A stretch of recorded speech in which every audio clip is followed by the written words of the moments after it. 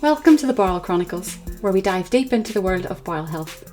I'm your host, Nikki Kilpatrick, and on this podcast we have raw and candid conversations with individuals facing various bowel conditions and illnesses. Through personal stories and shared experiences, we illuminate resilience and courage in the face of adversity. Be reminded that each story is personal and unique. These conversations are not to be taken as medical advice or to replace guidance from a doctor or healthcare provider. Our aim is to inspire and empower through these amazing stories, amplifying voices often unheard. So join us as we embark on this journey together. Sit back, listen, and be inspired. Enjoy the episode. Well, hey guys, welcome back to another episode of the Bowel Chronicles. I'm your host, Nikki Kilpatrick, and today I am joined by Katie in Scotland. Katie, it's so good to have you here. Share your story with us today. Thanks for having me. I'm really excited to share a bit of my story and what I've been through. Yeah, it's going to be amazing. I'm really excited. I know we've been chatting about behind the scenes there, but I am excited to get all the nitty-gritty details because that's what people are looking for out in the world. They're wanting to relate to someone who is on a similar journey to themselves or has been through something that they are going to go through. So, Katie, you had a diagnosis in your late 20s of ulcerative colitis. Take us back and just kick off your journey. Like, what was going on in your life that led to this diagnosis?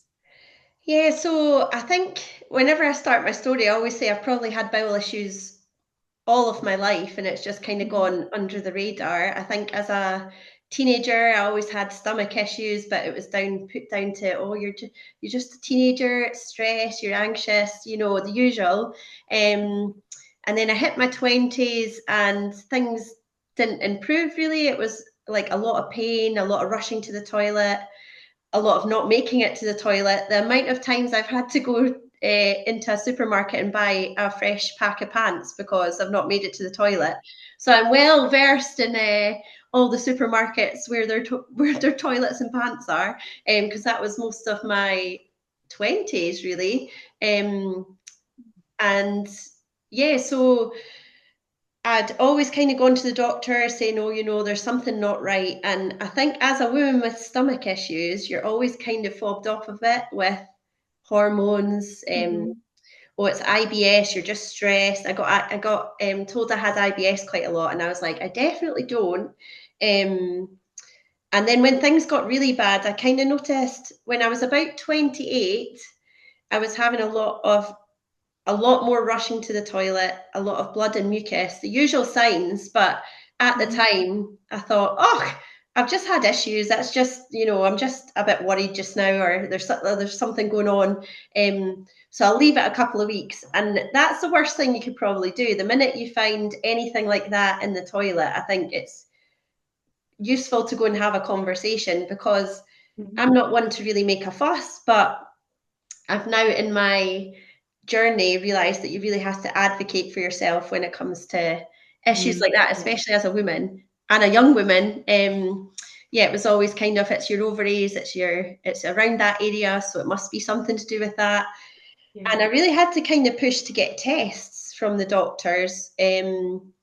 So I was actually 30 when I got diagnosed, which compared to most stats for IBD, that's quite late, a late diagnosis, because you're kind of diagnosed between 15 and 26, I think, is the average stat. So I'm a late bloomer in that sense, but I'd always known something had happened. So I'd had maybe 2 years of being told that I've got a dairy intolerance. So I cut out dairy out my diet completely, which is a shame because I love chocolate and cheese, and that was like the worst thing that could have happened. And nothing really changed. I was still rushing to the toilet. And about the October of 2018, it got really bad. Like I couldn't go out the house without needing. And it always sounds dramatic when people say, oh, I was going to the toilet 30 plus times a day. But that was my reality. I was rushing to the toilet. It was always blood and mucus. And that's when I thought, no, something's seriously wrong here. I need to get some sort of attention.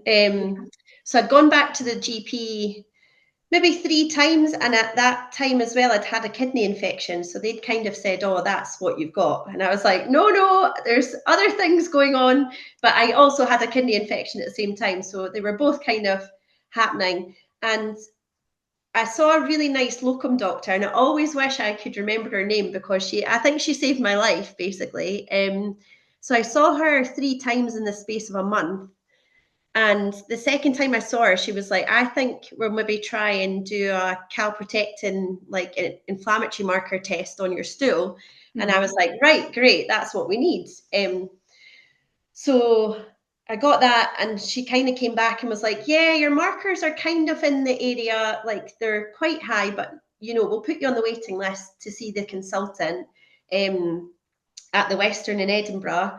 And I was kind of sent on my way, and I thought, oh, that's fine. I'll maybe see a consultant in the next month or so.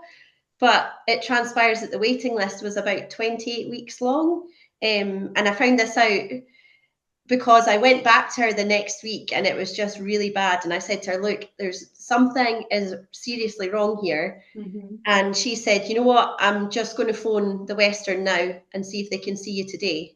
And so she kind of said, I've seen her a few times and this isn't going any better. Something needs done now. So they were like, the hospital had said, come in tonight. We'll have a look and see what happens. So I went to work that day, and it was my Christmas night out. So this was like the December now. So it was my Christmas night out that night. So I was like, I went into work and I was like, right, guys, I'm just away up to get a check over at the hospital. I'll see you at the night out. So off I went with my bag to get ready for my night out. And when the doctor saw me, he was like, oh, brilliant, you've got an overnight bag. And I was like, no, this is my outfit for my work night out. And he went, I think you'll be staying in. And I was like, all right, I've got a few phone calls to make then. So yeah, that 2018, I just turned 30, just got married, and then was facing a diagnosis of some sort. And so I was in the hospital. I think it was like 2 weeks before Christmas that December. And, obviously getting tests done, scans, x-rays, MRIs, ultrasounds. And eventually they'd said, yeah, you've got colitis, but you've only got it in your rectum. So it's not severe. It's just proctitis. So it's just in your rectum area. And I thought, oh, that's fine then. And off I went. So I was in the hospital for 5 days, and I got IV steroids, and steroids just obviously blast you and make you feel amazing, but obviously have other side effects. So the rage that came with it wasn't amazing. But then I was just really glad I'd been listened to. And I thought, oh, because I started to think, maybe I'm making this up. Like, maybe this isn't the symptoms. I don't know. Like, because I was denied so many times, I thought, how am I going to get heard? And how am I going to, tell people? Maybe I'm not communicating properly, but it was such a relief to finally get a diagnosis, finally get heard. And the consultant even said to me, why haven't we seen you sooner? And I was like, well, I've been trying to get here. But then he was like, right, we'll sort you out. So the December, I got put on Pentasa tablets. I had prednisolone to go home with. So that was like a weaning off. And then I also got given a lovely gift of some suppositories to use nightly because it was in my rectal area. So yeah, that was kind of my diagnosis story. And I kind of went on my way, and that was it. I was like, oh, good, I'm cured. Like, I'm just going to live my life now. I've got medication. And I was feeling really good, but there was still a lot of fatigue. Like, I still felt quite horrible. Even though I had the diagnosis, I still was anxious about going to the toilet because of everything that had happened leading up to it, and just kind of navigating a new life with a diagnosis. Because when they talk about IBD, they're very scary words. They say, this is incurable, chronic. You're going to have it for the rest of your life. There is no cure. And you're kind of like, oh, okay, what do I do with that information? And I suppose the more you talk to people, the more you find out people do have IBD or some sort of bowel issues, but a lot of people are reluctant to talk about it. So I'm always a big advocate of everybody does it. So you just got to talk about your poo and your bowels, and connect with people. So yeah, and then so diagnosis was a bit complicated, and then from there ulcerative colitis just kind of ravished my body after that. So it started off as proctitis in my rectum. And then by the September the next year, so September 2019, I was in a full-blown flare, like really, really bad. My hair was falling out. I was getting a lot of side effects from the Pentasa as well. So my consultant had said, maybe we'll stop that and look at another drug to put you on. But it was within a week I had a really bad flare because I stopped the Pentasa, and the colitis just went round my whole bowel by that point. And it's moved fast and vigorously were the words that the consultants had said. But what was funny, so there's always kind of been a laugh in my family that I always just leave it to the last minute, and there's always a funny story about, so my diagnosis, it was my work night out. That the week that I had my flare, it was my sister's wedding. And I had, I know, so I had a checkup appointment on the Tuesday, and she was getting married on the Friday. And I got my bloods taken at the checkup, and I was joking with her. I was like, imagine if I got admitted into hospital. And she was like, you better not, like, that would be the worst thing ever. So the doctor phoned me after the same day, and I thought, oh God, this isn't good. And he said, your inflammatory markers are ridiculously high. We're concerned. We want you to come in on an IV steroids today if you can. And I said, I can't do that. I'm a bridesmaid at the weekend. I'm going to have to, is there anything else I can do? So I kind of battled with him on the phone a bit, and he said, well, I've seen you today and you seem okay. Like, you're not debilitated by this flare. So I will be happy to give you oral steroids, but you have to come and see us if you feel horrendous or if anything changes. And I said, yeah, that's fine. Just give me the steroids. I'll sort it out. So the night before, so that was fine. Got the steroids, and then the night before my sister's wedding, we had a meal, and I was just up and down to the toilet the whole time. And then as I was stayed with her the night before, and I was up and down to the toilet, and I was like, I don't know if I can do this. And we were joking all the time, and she was like, you only have to not poo your pants during the ceremony. After that, it doesn't matter. And I was like, okay, fair. So, but the wedding was amazing. It was really good. And I think this just kind of shows you how invisible an illness it can be, because when you look at the photos, it looks like nothing was wrong, but I was having the most horrendous pains and toilet trips I'd ever had. So she got married on the Friday, and then on the Monday, I gave in and phoned the IBD helpline and said, things aren't great. So I went into hospital, and they were like, right, we think the colitis has moved round and it's your whole bowel now. So I'd had scans and things, and they said, we'll put you on an infliximab infusion, and that'll work. That blasts it. That'll help you. And I thought, yes, amazing. Right, let's get on this infusion then. And they kind of said, it works for 70% of people, but you won't be in the 30% it doesn't work. And I was like, okay, brilliant. And then unfortunately I was. So they kept checking my blood and checking my inflammation markers, and they'd said, it's not working. And within 2 days later, they said, with infliximab, it's quite instant. Like, you see quite a change quite quickly with it, but with you, nothing's happening. And they said, we really need to operate on you tomorrow. You're getting a stoma. And I was like, okay. I thought, and it was just such a shock.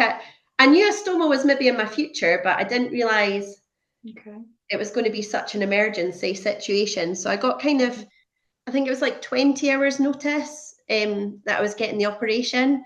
And it was the most nerve-wracking I've ever felt my whole life, because I didn't know a lot about stomas.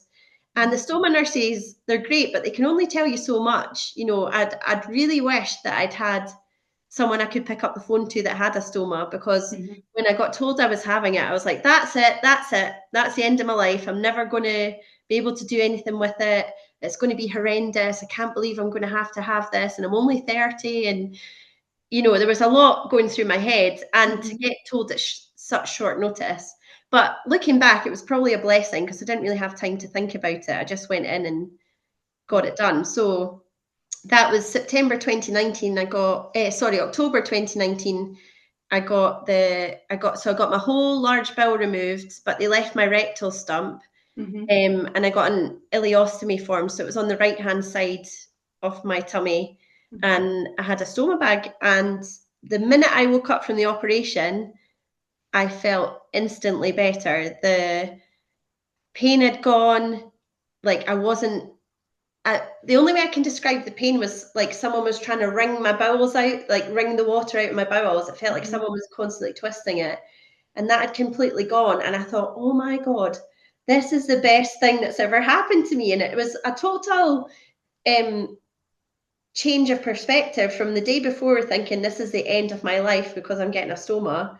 And then feeling the way I did when I woke up, I thought, wow, this is amazing. They need to advocate for this more, because the language the doctors kind of used was, this is worst case, last case scenario for you. And I was like, see, if you even change the words you use, people wouldn't be so afraid of getting stomas or think this is horrendous. There's a lot of misconceptions and not great words around stomas. So since I got my stoma, I kind of went onto Instagram because I thought, I don't know anything about this. And I was given a few leaflets and I thought, they're not really telling me much. I'm quite a young woman. I still need to know other things. So I just reached out to a few people on Instagram and I was like, can I just ask you some questions?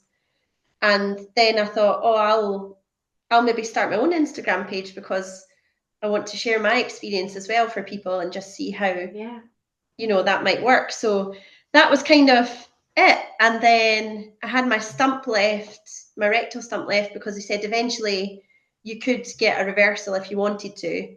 And then I was like, no, I never want a reversal. Stoma life's amazing. I don't have to rush to the toilet. It does come with its challenges, but for me, it was so positive, and I just enjoyed not running to the toilet. So yeah, and then I felt so much better, and then I got pregnant with my daughter.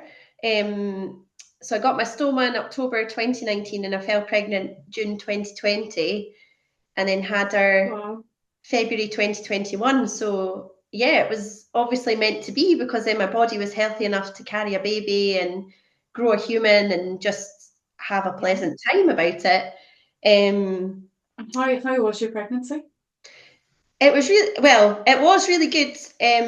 Halfway through, I kind of got we don't know if it was like a blockage in my bowel or a sickness bug. They couldn't really decide. So I had a 2-night stay in hospital when I was pregnant, but that's more because I had my stoma and there was no output coming out, and I was throwing up, and I thought, I'm getting really weak and I'm going to have to see somebody. So they gave me lots of fluids, and they kind of said I just had a sickness bug. So apart from that, my pregnancy was completely great. And obviously my stoma kind of just grew with my stomach, and I was a bit more self-conscious towards the end of my pregnancy with my bag, because it was obviously not lying as flat as it would under your clothes, because I had a big bump.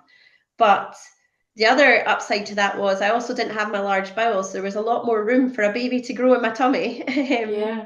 And a lot of people were like, are you sure you're going to give birth soon, because you don't look that big? I'm like, guys, I don't have my large bowel anymore. There's a lot more space in there. So through my pregnancy, I got monitored quite closely. So I had a few growth scans because of that, because they weren't sure how big the baby was and my bump size. They couldn't correlate the two because I had a lot more room. And my surgeon was very proactive in contacting my consultant to say that I needed to give birth via C-section, because, well, his words were to preserve my pipes in case I go for a reversal in the future. So I had a C-section so that I didn't have to push, basically, because his exact words were, your rectal stump might come out like an air sock, and we don't want that. And I was like, okay, yeah, we don't want that, thank you. I always laugh at how matter-of-fact doctors are. They're always, and it's always, because I'm so blasé about things, I think they're always like, if you don't do this, you might not be here kind of situation. So every time I've kind of had an emergency situation, they've kind of had to say that to me, because I've just been like, oh, can we not just wait a week and see how it's going? And they're like, no, we cannot. We need to sort you now. So because you're lastminute.com. yeah, it's been a bit of a whirlwind, and my family always joke that I just leave. I'm so blasé, and I'm like, yeah, but I'm okay. And then every time something happens, my sister's always like, so tell me what's been going on. I was like, well, I started having pains about 2 weeks ago. And she's like, of course you did. Of course you did. It's always until it gets to a really bad point. That's when I go, maybe I should see somebody or do something about this. Do you think that's because all along through up until diagnosis, you've just accepted that's your norm, and you kind of get this pain threshold? And you're like, I can cope, I can cope, I can cope. And then it gets to a certain level. And you're like, Yeah, I think by then it's too late. Yeah, it's maybe a mixture of it took so long to be believed by doctors. I think that's got an element to play in it every time. And also that, as an IBD patient, your pain threshold is a lot higher. And every time there's a wee niggle or a pain, I just think, is that a normal pain or is that an IBD pain? I'm not quite sure what normal is anymore. So it's always really difficult to try and differentiate if I need medical help or not. So I think that's why I've always just, everything's been such an emergency. And is there inflammatory bowel disease in your family? No, so not that I know of. I think when I first got diagnosed, we were all kind of like, why has this happened and what's going on?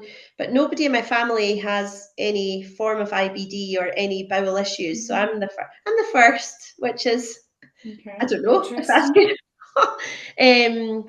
Yeah, so nothing like that. And it was a bit of a shocker to kind of be diagnosed at that at 30 and gone that long in my life. Obviously I'd had issues, but You've had issues for so many years, and the thing with that is leaving IBD for so long, not treated, gets really dangerous, sadly. And you've seen that being on treatment, how fast it went from being just in your rectum to basically being the whole way throughout your digestive system, in a short and I space think of time. because it's, you can't see what's happening, you can only kind of go by feel. And that's scary as well, because you're trying to trust yourself and think, right, what is going on here? Checking in with your body and just kind of going, do I need to do something about this? I think that's a big pressure on people with IBD, to try and figure out if they do need to go and see somebody or not. And a lot of the times I've phoned the IBD nurses and I've gone, this is probably nothing, and they're like, no, that's something. You should probably come in and see us. And I'm like, okay, great. And the reality is we don't actually make those phone calls until it's last minute. I'm like, I have to make this phone call now. So it usually is something by that stage. Yeah, because I think just IBD life in general, it's kind of appointments, it's medication, it's, you've got to kind of have a lot of good life admin going on to be able to keep up with everything and know who to phone for what sort of situation. Because when I had my stoma, I obviously had a stoma nurse and she was really helpful and amazing. So I used to phone them for stoma type stuff. But if it was kind of verging on IBD kind of symptoms, because I still had my rectal stump, I in the end still had colitis in there, and it was very active towards the end, and that's why I had to get a reversal, because the rectal stump was just becoming unmanageable. And they'd left it in for a reversal, but that was obviously where my colitis started. So at the time when I got my stoma, I thought, is it still there? And they were like, no, it's fine. You're on medication. You've got when I did get my stoma, I was on sort of rectal foam or steroid enemas to put up there. Which, as a young woman, putting one of them in every night wasn't very great either. I didn't enjoy that. But I thought, it's going to keep my stoma, keep me healthy. And then towards the end, it was January 2023. So I'd had my stoma for about 3 and a bit years. It got too much. So I then rushing to the toilet because of my stump. And I was on the toilet for a long time trying to get out the blood and mucus that was in my stump. And obviously active colitis was there. And again, I left it too late. And I was like, right, I need to do something about this. And I thought there's no point having a stoma bag or having a stoma if I'm still rushing to the toilet. Yeah. Because that's not the life I want. And obviously having years of rushing to the toilet, the anxiety that came with that, I just thought, this is not great anymore. So I phoned the IBD nurses and I said, look, things aren't great. And they'd already tried a few medications with me to try and get the stump under control. Mm-hmm. And there was one day, I remember it so vividly. I was at work and the IBD nurse phoned me and she said, look, I really think we need to talk about the next steps in operation. If you want either a reversal or a permanent stoma, we need to really make a decision now. Because throughout my stoma years, I met with the J-pouch surgeon every sort of 6 months just to check in and have a conversation. And every time I was like, no, I don't want a reversal. I'm fine with my stoma. And if my next operation, I'd probably just keep my stoma because I love it so much and it's changed my life so much.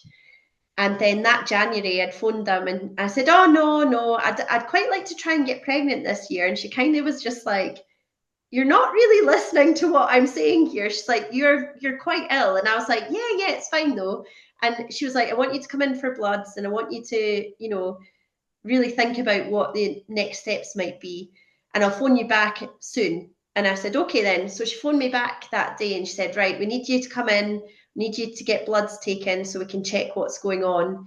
And she's like, let me just phone you back with another date. And whenever the hospital phone, it's kind of it's a withheld number. So third phone call of the day, I was just like, hi. And then it was my surgeon on the phone and he was like, hi, Katie. And I said, oh, hi. And he went, right, I'm here to have a proper, frank conversation with you. And I was like, oh my God, I was just shocked he'd phoned me because the busiest man alive. So I was like, oh my God, okay. And he said, what's this about you not considering an operation? And I said, oh, well, and I was being so blasé about it. I was like, I want to try and get pregnant this year. And, I just don't really need another operation this year. I'd like to have a year with no operations. And we kind of went back and forth on the phone. And the bottom line he said was, are you wanting to be alive for the child you've got or die trying to have another one this year? And I was like, I was so taken aback that he'd said that, but I thought that's what I need to hear because I was just kind of again going, oh, it's fine, it's not a big deal, I'll deal with it. And then when he said those words, I was like, oh, right. I'm even getting a bit emotional now, but I said, can I phone you back? Because I can't just make a decision over the phone. He's like, right, phone me back and let me know. We can get you in as soon as we can. But it sounds like this is where we need to go, the route we need to take. And so I phoned my husband. Well, I phoned my sister first, and I was in floods of tears to her going, he's just said this. And she's like, well, you need to listen to him. And I was like, I know, but this is the most horrendous thing. Like, why would you say that? And she's like, because you never listen. And I'm like, oh. So then phoned my husband, and he was like, I'll support you, whatever you want to do. It's your choice, but it sounds like you need to get something done. And I was like, I know, but so that my J-pouch journey was a bit different to my stoma journey. So my stoma, I was given 20 hours notice, but my J-pouch, I kind of had a choice in it, but I kind of didn't at the same time. So it was a bit of an emergency, but I had more time to be able to make that choice for myself. And I'd said before that, oh no, I'd wanted a permanent stoma. When I thought about it, I was like, you know what? I may as well try the J-pouch and see how I go. And if it fails and I need to get a stoma for the rest of my life, at least I've tried and I'm not going to wonder what if, So I phoned them back the next day and I said, right, book me in, let's go. We'll get this done then. So that was the end of January and I had the J-pouch surgery in the April. And that was, I was reluctant to get the operation, but I got it, but I have to say it was the worst recovery I've ever experienced in my whole life. It was brutal. And it's not to put anybody off. Like, obviously, recovery is so up and down from operations. It's not great. But I've never felt as horrific as I did after my J pouch surgery. But I'd got it all done in one go. So usually Right. they'll do it, they'll form the pouch, but you'll still have your stoma, and so that the pouch can kind of heal. But my surgeon had said, we'll just do it all in one go, because I don't want you to have to open you up twice. Like, I may as well just do it whilst I'm in there. And I was just like, yeah, no bother, do what you need to do. And he's quite well renowned for doing good J pouches. So he did it, and did it in one operation, but it was the most horrendous I'd felt. And it took me probably even up until, I'm still healing now, I think. And that was, almost 2 years ago. And it was just, life now is really good. I like it, but, I do miss my stoma, but I'm not having a horrendous time with my pouch. It's given me some issues. It had a bit of a leak last year. So coming up to my 1 year J pouch, I spent it in hospital because I had a, what's it they called it, an anastomic leak or something. It was some horrific words that I was like, that sounds scary. I basically had an abscess at the bottom of my pouch, that had probably been there, they'd said, since it had been formed. And because I was getting some pains in my left side of my stomach, and they said, oh, you're still healing, we're not going to be too worried about it just now. But it turns out it was leaking. So they fixed that, and they're monitoring it. But again, it's just kind of that uncertainty to be told again, well, when I got told I got my J pouch surgery, I was like, oh, my life's changed again for a very different reason. And I'm not sure what's going to happen, but I thought, that's it, I'm fixed. I don't need any more medical attention. And then I think throughout my whole IBD journey, and maybe a lot of people's experiences, there's always something. You're always thinking, oh, what's going to happen next? Or I certainly am thinking, what's going to happen next for me, and what's coming up next. And, so I am living with a J pouch, and I'm okay with it, but I just really enjoyed having my stoma. And I think that's mainly because I'm quite lazy, and I just, didn't need to go to the toilet as much. And because I don't have my large bowel, I obviously don't do any solid poos anymore. So it's never solid, which is not enjoyable either. But I'm healthy, I'm happy, I'm living the best life I can. And I think that's the main thing. But there's still a lot of things, even with J pouch surgery, I still wasn't really sure what it was until I got one, and then trying to cope with it. So again, a bit like stoma life, you kind of are given this thing, and then you're kind of sent off and go, away you go, on you go, you live your life with it. So I'm still trying to adapt to J pouch life, but it's definitely more positive than it was, because I think the first 6 months after my operation, I just kept thinking, what have I done? Like, why did I make this decision? But obviously my bowels were still, technically had been, a new organ had been created, because it's an internal pouch that's going to help me. So it took a long time to recover. And I think I was very impatient as well with my recovery. I thought, why am I better now? Because I think after stoma surgery, I felt so much better so quickly. I was expecting the same with J pouch surgery, but it's a huge operation, and there was a lot to kind of heal and to deal with. And for a while, I didn't really eat much, because I thought, I just don't want to go to the toilet, because obviously that area hadn't been used for 4.5 years. So the first poo after a J pouch surgery it's horrendous. And also I started farting again, which was another thing that I hadn't thought of. And I was like, whoa, this is weird. Because I'd gone like 4 years without farting as well. So there was a lot to kind of, I think I'd spent a lot of my energy trying to realize who I was with my stoma and how to work my life around that. And then to kind of not have it anymore, I was also trying to deal with who I was without a stoma now and how that works. And, you know, dealing with suppliers and saying, I don't have a stoma anymore, I don't need any more supplies, trying to figure out what I do with the supplies I had. I just gave them back to my stoma nurse and, kind of said bye to her. And I was like, I don't know if I'll ever see you again. Thanks. So, yeah, that's kind of my whirlwind journey. Wow. Yeah, a lot. Let's just stay on the J push there for a second. It blows me away. They've connected your small bowel, made typically this new type organ in the shape of a J, a pouch that will work as kind of your rectum to release your output. For a lot of people, their body takes to it. For a lot of them, their body just rejects it because it's a man-made organ type thing. Yeah. So you've been quite fortunate that so far so good. Yes, you've had a leak, but that can happen in the early days.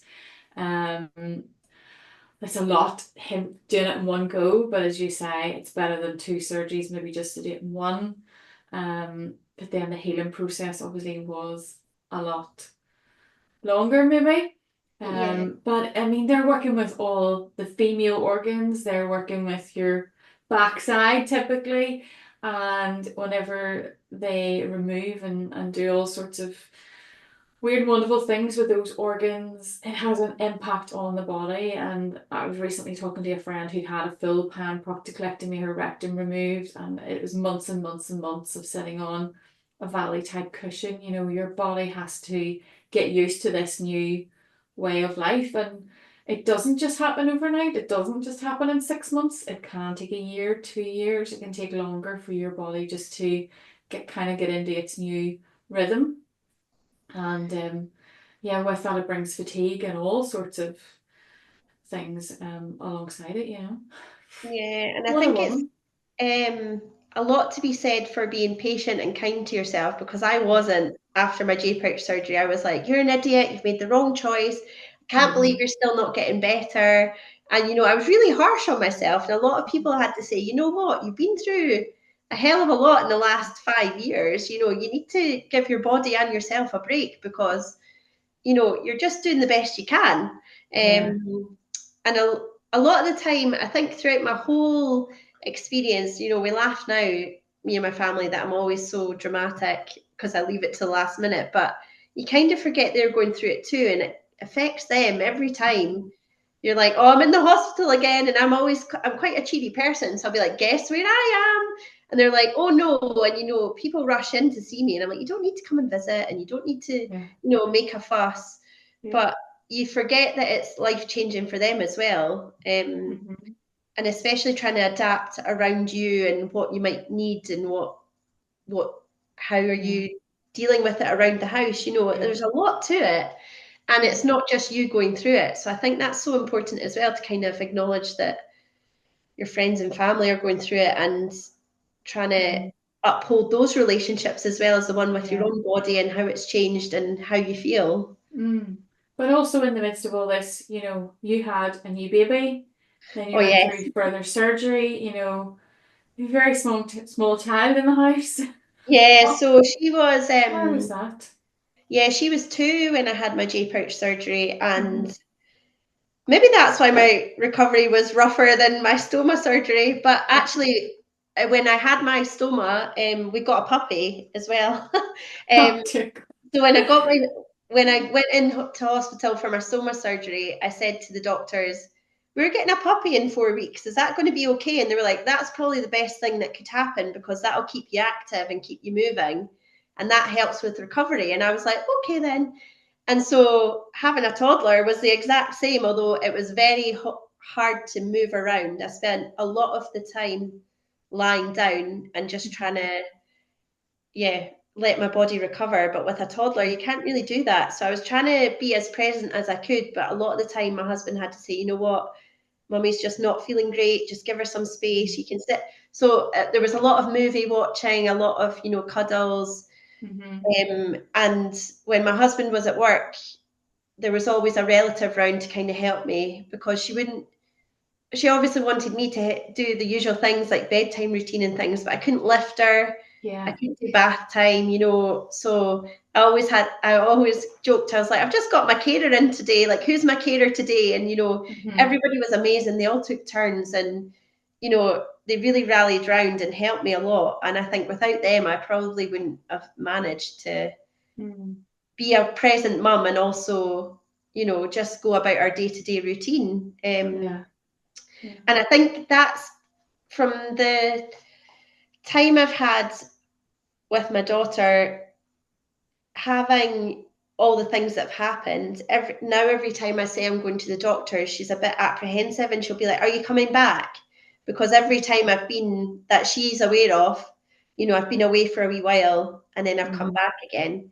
So if I say, "Oh, I'm going to see the doctor," she'll be like, "Oh," she gets quite anxious about it, which is understandable, because her wee 3-year-old brain can't really comprehend, her experience is mummy goes away for a week at a time whenever she needs to go to the hospital. So, it's trying to, develop that relationship and just say, I am healthy now and I'm happy, and, I'm being the best I can for you. And even when I had my stoma, she was always going, she'd point at it and be like, stoma. Or if my bag was full, she'd know and she'd point and be like, bag's full, and like poke it.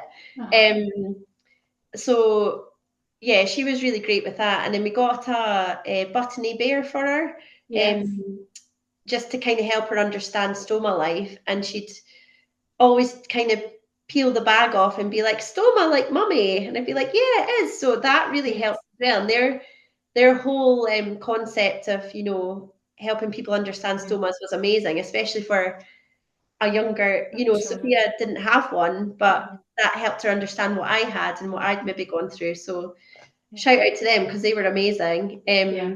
Definitely. And so even now she's still got buttony, and she'll still be like, "Mummy, remember when you had a stoma?" And I'm like, "Yeah, I do." And she'll often say, "Where's your scar?" So I'll show her my tummy, and she'll be like, "Oh, that's where the doctor put your stoma back inside." And I'm like, "Yeah, that's right." And she's like, "But you're better now." And I'm like, "Yeah, I am." So she's very aware of what's gone on, and very aware of, there's still ongoing things that might happen, but most of the time I'm okay, and it's quite hard. Parenting's hard in general, but chucking in a chronic illness, like, it's wild. Yeah. It's you're no longer just looking after yourself for you and your partner. It's you've got responsibility for this human being, and it's like you need to be the best version of yourself, but there's times where you're not. And I think when you're feeling so debilitated by fatigue or muscle soreness, or even just recovering from an operation, there's not much you can do. You just have to kind of do what you need to do for yourself. And it's not selfish. You're just trying to survive for a bit. I think that was a lot of my J-pouch recovery days, was just surviving the day and just making sure I didn't do too much or feel too heavy or sore. Because to chuck another thing in there, and with my recovery, I had staples, because I'd been kind of cut. They said it would be keyhole, but I had been cut. So I had a vertical scar and then a horizontal scar, and where the two scars met, that didn't heal. So there was a big hole, and that took about 3 weeks to heal. So there was a lot of time I was having nurses coming in daily to change a dressing, and that was really rough as well, because I was getting my husband to do it. My mum and my stepmom were helping me, and I was like, nobody should have to see me like this. It's not a great look, and I was very self-conscious, and I was getting annoyed about it. But Sophia was right in there when the nurse came in. She'd be like, "What's happening? What are you doing?" And she wasn't phased at all. She was like helping with the plasters and the bandages. So I don't think that helped either. And that's not everybody's recovery, but my wound was very open and sore for a long time. And I remember phoning again, this is when you don't know what soreness, if it was post-op soreness or if it was something was wrong. Yeah. And because I felt so horrendous, I was on the phone to the surgical line most days just to check in because I was so anxious that something had gone wrong. And I was Googling every day, can you die from J pouch surgery? Or, it was I was probably in a dark place, but I was also thinking, I feel like I might die here. But it was just Yeah. because it was so painful. Hmm. And that wasn't the case of my reality. And I thought, Yeah. oh no. So I went, I phoned them and I said, oh, my wound isn't healing very well. And they said, oh, come in. And I still had this pain on like my left hand side and I couldn't sit properly. And they said, come in, we'll look you over again. And I remember the nurse saying, right, I'm going to hold your hand because we're going to swab your wound. Hmm. And she was like, she kind of winced. And I went, are you okay? And she was like, did you not feel that? And I said, no, I didn't feel anything. And the doctor pulled out this swab and it was about this long and he put it right up under my skin just to kind of test for any bacterial infection. Hmm. And when he brought it out, I felt physically sick. I was like, what? That just happened. But also my stomach was still numb, so I didn't realize until he brought it out. And I thought, oh my God. And there was just so much that happened that I just thought, that's not normal. Normal people No. go through this, so yeah, that was an interesting day. But then they were like, oh no, you're fine, there's no infection. Just keep doing what you're doing, let the nurses do what they're doing, and we'll Hmm. just take it day by day. And some days I even took it hour by hour, just checking in with what I needed. And slowly but surely I managed to eat again. I managed to go a walk. I kind of, after every surgery I've had, you kind of take it, I go lamppost by lamppost up the street, and I'm like, today I'll go 4 lampposts, or tomorrow it'll be 6 lampposts. Um, so a lot of my recovery was just trying to challenge myself and make sure I was doing something active every day, but not doing too much at the same time. Because everybody kept saying to me, remember, you've got to make it home again. Like if you do 6 lampposts, you still got to do 6 back. Hmm. So that was a really important thing to try and learn, that just a lot of self-control, I think I've learned through my whole journey.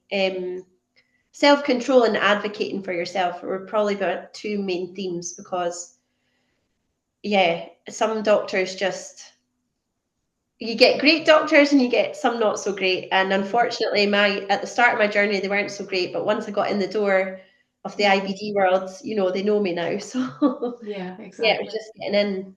And nobody knows your body better than yourself, so you have to Yeah, keep pushing, you have to keep advocating, because at the end of the day, you can't leave it to last minute because things get so, so bad. Yeah. yeah. Katie, it's been absolutely amazing having you here share your story with us today.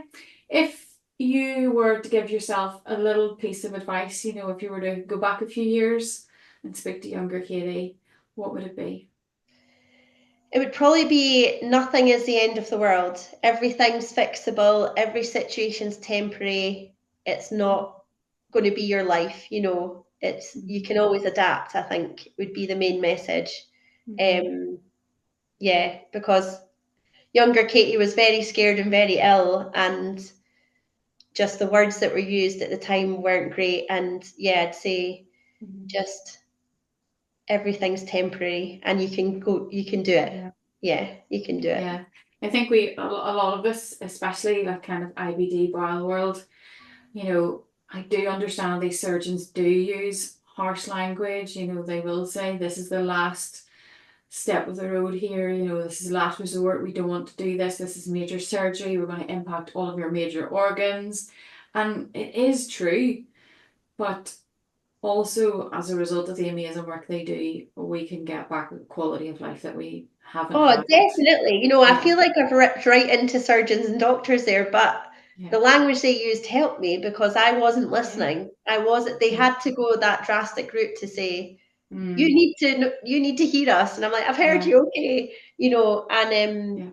yeah, I wouldn't be here without them. So I'm so thankful Exactly. for everyone on my journey Yeah. that's helped me, and given me the chance to Yeah. have another shot at life, because there was a time I didn't know if I'd see the end of the year or not. So Exactly. yeah, And amazing. you did 20 hours to come round to the idea of you were going to have stoma surgery, but within the next year, you had a wonderful little girl, and you felt so much healthier. Like it's just Yeah, and it's just, I amazing. think I was surprised when I got pregnant and I thought, wow, my body's working. Like this is how it's Yeah, meant to work. And yeah, thanks to all these people that it's yeah. working. And thanks to myself. I'll give myself a pat on the back as well.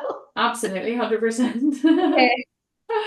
Katie, it's been amazing. Folks, I'm just going to say at this stage, as we wrap up, Katie's social media handle will be tagged below in the show notes. So do go over, follow her on Instagram. She shares her journey. She has shared through your stoma journey, reversal surgery, helpful hints and tips, even as she navigates J pouch life. And if there's any questions, pop her over a DM. I'm sure she'll get round to it. If not, pop myself a message and I will try to get you the answers. But I'm going to remind you, we are not professionals. We're just sharing our own journeys here with you.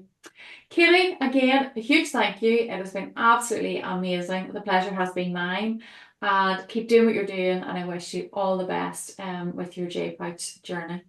And yeah, well done. Thanks You're a so legend. much. Thanks for letting me share. That's us, guys. Do come back and join us next week for another episode. But from Katie and myself, it's over and out. Bye.